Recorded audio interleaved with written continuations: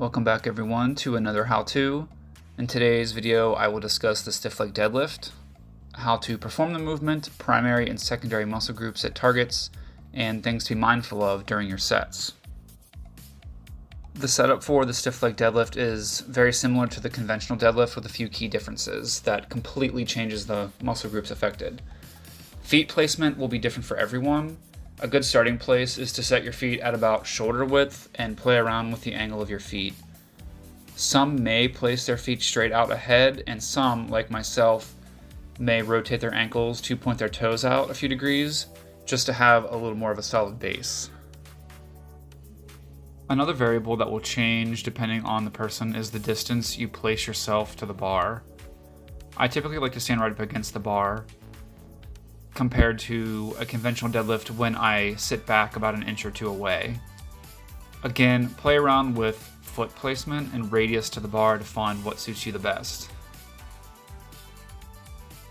Before reaching down, it may be best to set your shoulders in a somewhat retracted position to help maintain a neutral spine throughout the movement. This is a very important variable to be mindful of. You do not want to allow rounding in your thoracic spine, as this can cause pain or injury as you get to heavier loads.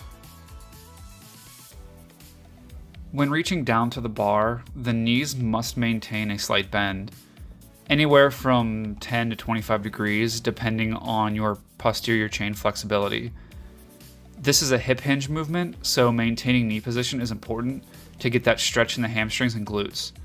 As you can see, I am anteriorly tilting my pelvis before each rep to push my hips back behind my heels.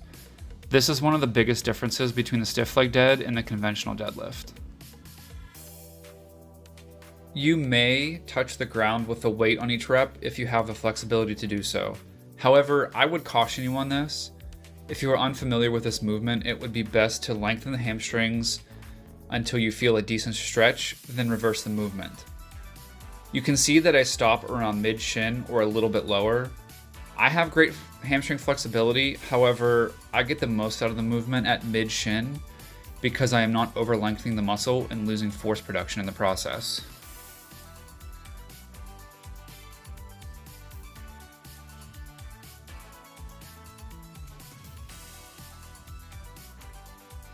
As I just alluded to, the main muscle groups targeted are the hamstrings and glutes. At the bottom of the movement, during the transition from eccentric to concentric, it is important to really engage the glutes along with the hamstrings to return to baseline. This will not only allow you to move more weight more efficiently, but it directly targets the glutes as well as the hamstrings. Always be mindful of hip position in relation to your heels. I know it's very difficult to feel this. You can't see it unless you look in a mirror, but you will know whenever your hips are properly pushed back behind your heels and you feel that stretch in the hamstrings.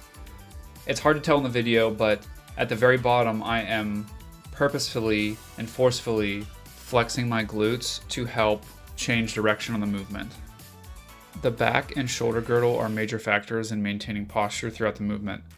The spinal erectors must be properly engaged to maintain core stability, and the upper back, traps, lats, and shoulder girdle help to maintain thoracic stability. Together, the muscle groups keep the spine in a neutral position and prevent convex spinal rounding. When returning to baseline, be sure not to extend the hips too far forward. Doing so will take the mechanical tension off the glutes and hamstrings and may cause some posterior pelvic tilt, which will also affect the lumbar spine alignment and must be reset before the next rep. If you are constantly resetting between reps, you will waste your time and energy. Not to mention the loss of tension on the targeted muscle groups.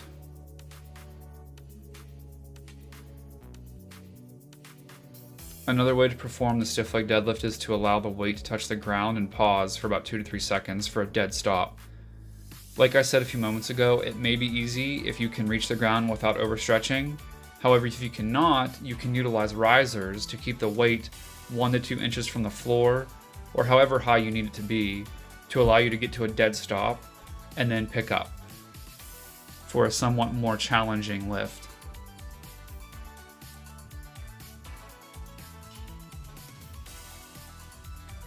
Thank you for watching, and if you have any questions or comments, let me know in the comment section down below. If you're looking for any one-on-one online personal training or nutrition counseling, you can find me at Zach J. King on Instagram. Send me a DM and we can talk about it. See you in the next video.